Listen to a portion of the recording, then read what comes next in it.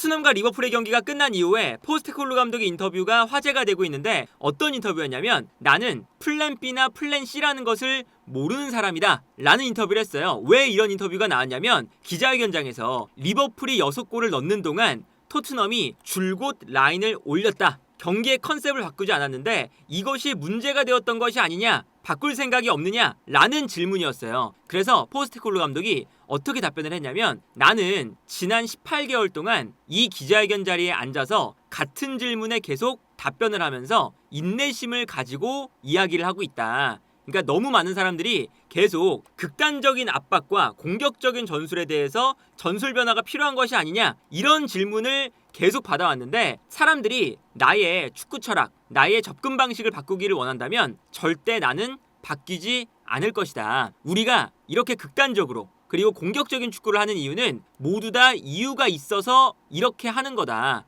토트넘이 성공하는 데 도움이 될 것이라고 생각해서 이러한 경기 방식을 취하는 거고 나는 계속해서 축구 철학을 바꾸지 않고 토트넘을 내가 원하는 팀, 우리가 원하는 팀으로 만들려고 노력을 할 것이다. 그리고 그 과정 속에서 어려움이 있을 것이라는 것을 우리는 받아들여야 한다 라고 이야기를 했습니다. 아주 이 본인의 축구 철학에 대한 애고가 강하게 나오는 인터뷰였고 여기에 더해서 내가 말하고 싶은 것은 오늘 경기처럼 힘든 경기에서도 선수들이 우리가 하려는 일, 우리의 축구 철학에 대해서 흔들리지 않고 헌신을 해줬다는 것입니다. 오늘은 정말 힘든 경기였지만 여전히 선수들이 우리가 나아갈 방향, 축구 철학을 위해서 동일한 방식으로 플레이하려고 노력했다는 사실, 그러니까 공격적인 축구를 하려고 했다는 사실이 정말 자랑스럽습니다 라고 이야기를 했어요. 그러면서 나는 플랜 B나 플랜 C가 무슨 말인지 모르겠다 라고 하면서 본인의 축구 철학을 바꿀 수 없다는 이야기를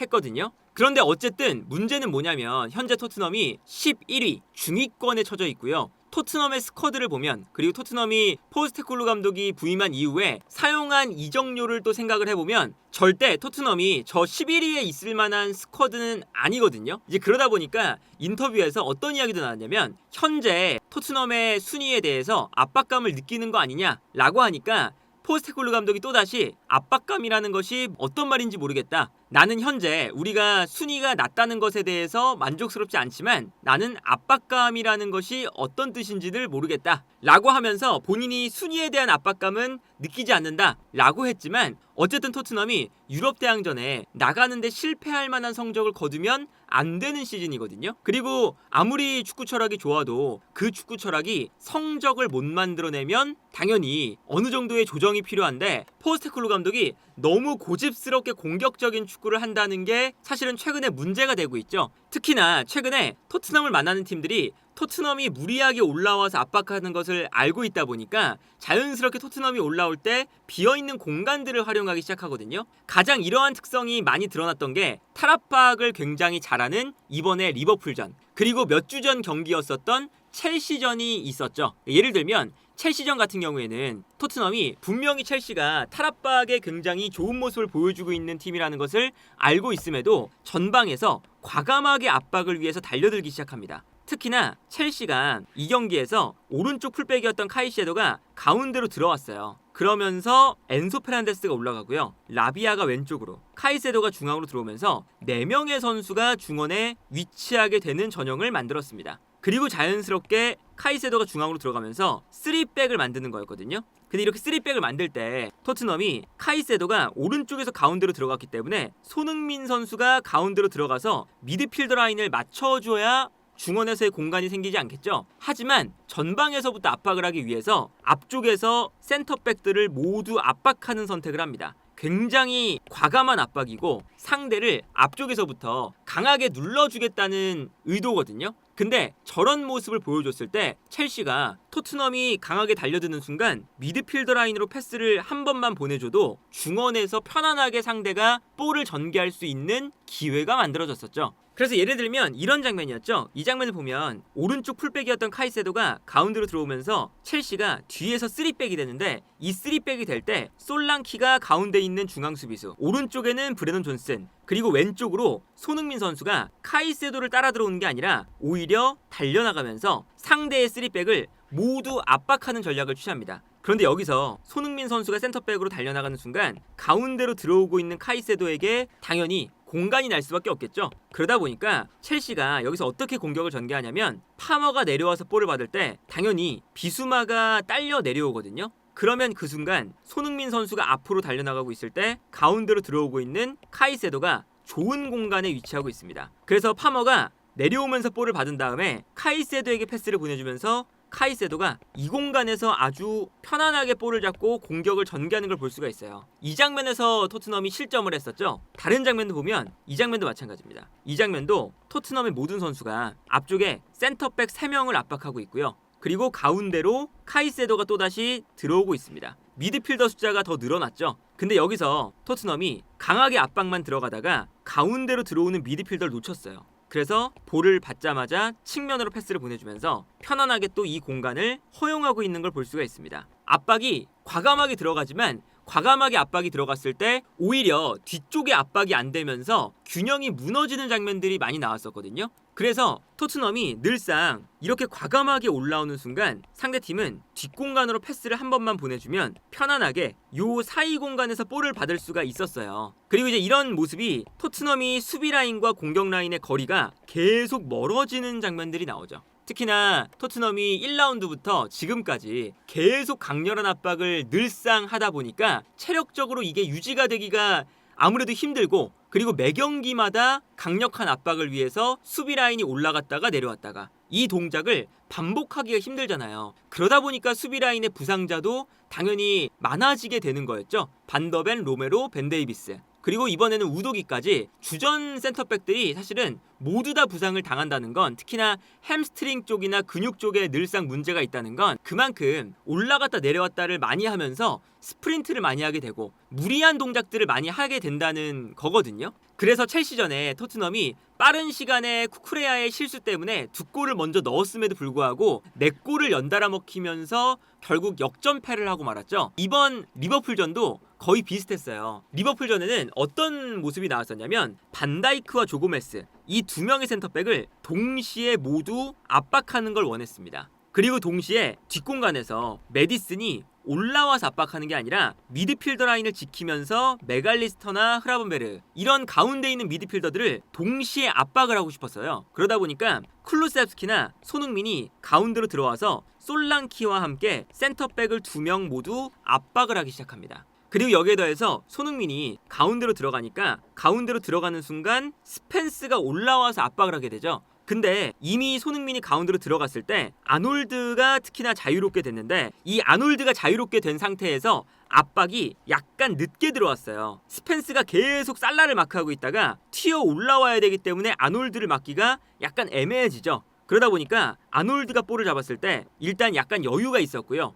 여기에 더해서 뒤에 스펜스가 올라가게 되면 그레이가 살라, 드라구신이 디아스, 포로가 학포를 막아야 되는데, 여기서 1대1 상황에서의 이런 수비가 리버풀이 훨씬 더 우위에 있었습니다. 그리고 아무래도 스펜스가 올라가면서 사이사이에 공간이 많이 나다 보니까 아놀드가 볼을 잡자마자 이 공간으로 패스를 뿌려주면서 토트넘의 전방 압박을 무력화시켰죠. 그래서 예를 들면 이런 장면이었어요. 센터백 라인에서 볼을 잡을 때 자연스럽게 손흥민 선수가 가운데로 들어오면서 조고메스를 압박하는데, 그러면 아놀드가 자유로워지잖아요. 그러면 이때 아놀드에게 패스를 보내주거든요. 그러면 아놀드가 볼을 잡을 때 너무 편안하게 넓은 공간에서 볼을 잡아요. 손흥민 선수가 가운데로 들어가서 센터백을 약간 무리하게 압박을 하고 있으니까. 그 순간 뒤에 있었던 스펜스가 과감하게 올라와서 아놀드를 이제 압박을 해야 되는데, 살라가 있다 보니까 약간 튀어나오는 게 늦었어요. 그러다 보니까 아놀드가 볼을 잡을 때 스펜스가 올라오는 속도가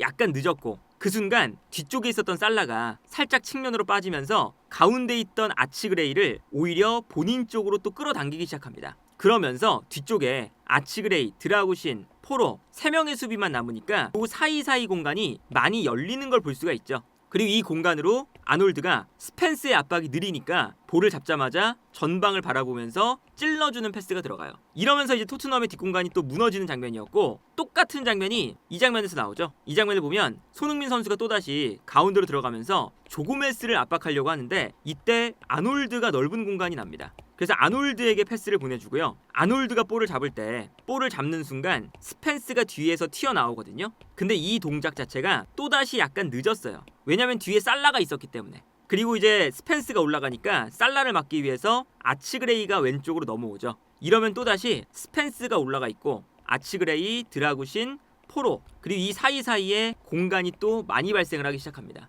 그리고 아놀드도 볼을 잡았을 때 스펜스가 올라오는 게 느리니까 볼을 잡자마자 좋은 공간으로 패스를 뿌려주는 거죠. 그리고 이 패스가 들어가면서 토트넘의 뒷공간이 무너지고 실점을 허용하는 장면까지 나왔는데, 사실 첼시전도 그렇고 이번 리버풀전도 그렇고 공격수가 너무 과감하게 올라가서 압박을 하다 보니까 공격수 쪽에서 전방 압박이 들어갔을 때 공격수의 뒷공간에서 공간이 생기면서 첼시전에는 카이세도, 그리고 리버풀전에는 아놀드, 이런 선수들이 편안하게 플레이를 하기 시작을 하는 거잖아요. 그리고 이러한 모습들이 경기를 시작하자마자 나왔는데, 경기 시작 이후에 포스테코글루 감독이 전술에 대한 변화를 가져가는 게 아니라 본인의 전술 철학을 고집하기 위해서 계속 똑같은 플랜으로 하다가 상대가 똑같이 탈압박을 하면서 뒷공간을 무너뜨리는 그런 장면들이 나오거든요. 그런데 여기에 더해서 본인들이 실점을 했을 때 토트넘의 이 포스테코글루 감독은 본인의 축구 철학을 끝까지 유지하기 위해서, 그러니까 이것이 이제 본인이 생각했을 때는 토트넘이 올바른 길로 가고 있는 거니까 더더욱 공격적으로 나갑니다.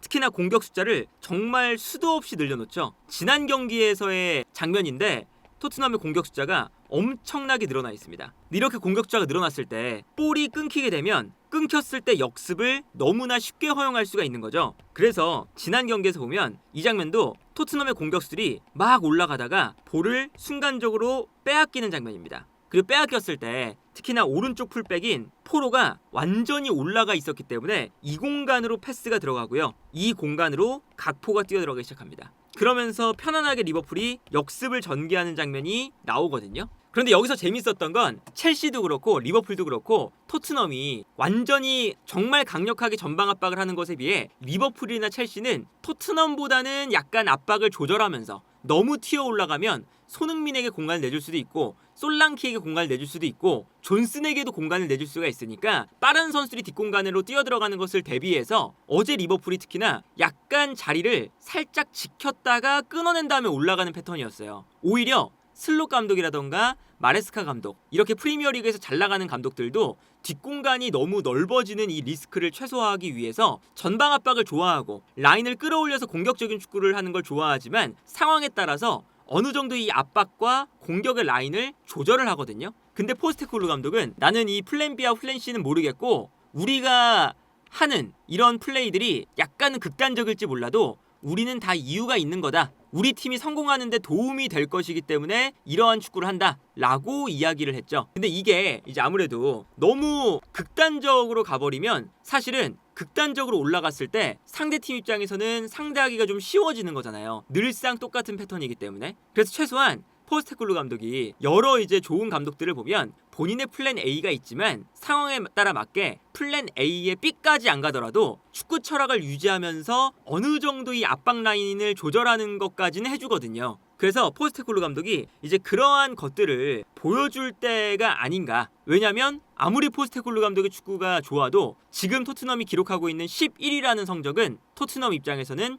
용납할 수 없는 순위가 아닐까 싶어요. 그래서 지금은 이제 어제 경기 같은 경우에도 토트넘이 득점을 했을 때 포스테코글루 감독을 응원하는 구호와 응원가가 계속 울려 퍼지는 모습을 볼 수가 있었는데, 그것도 사실은 장기적으로 봤을 때 성적이 계속 나오지 않는다면 결국에는 포스테코글루 감독이 비판을 듣게 되고 팬들 입장에서도 지칠 수밖에 없는 거거든요. 그리고 어쨌든 지금 토트넘이 리버풀이라던가 첼시, 아스날 이런 팀들처럼 정말 좋은 스쿼드를 구성할 수가 없는 상태다 보니까 이 팀들하고 너무 똑같은 축구를 하면 당연하게도 아무리 축구의 철학과 방향성이 좋다고 해도 성적이 나오질 않고, 좋은 의도를 가진 축구지만 결과는 좋지 않게 끝날 수가 있기 때문에 지금 현재 포스테코글루 감독이 보여주고 있는 극단적인 성향, 매우 호전적인 성향의 축구가 이번 시즌의 순위를 생각했을 때는 우려가 되는 것이 사실이다. 물론 포스테코글루 감독이 이번 시즌에 후반기에는 어떻게 될지 모르지만 갑자기 반등을 하면서 순위를 끌어올릴 수 있을 만한 여지는 충분히 있지만 그걸 감안하더라도 지금 현재의 상태는 포스테코글루 감독의 축구가 제대로 작동하지 않는, 그리고 계속 포스테코글루 감독이 부상자가 많다고 하는데 그 부상자도 그 과정에서 너무 선수들에게 과부하가 걸리면서 부상이 나온 거다 보니까 포스테코글루 감독이 프리미어리그에서 셀틱에서 했던 전술과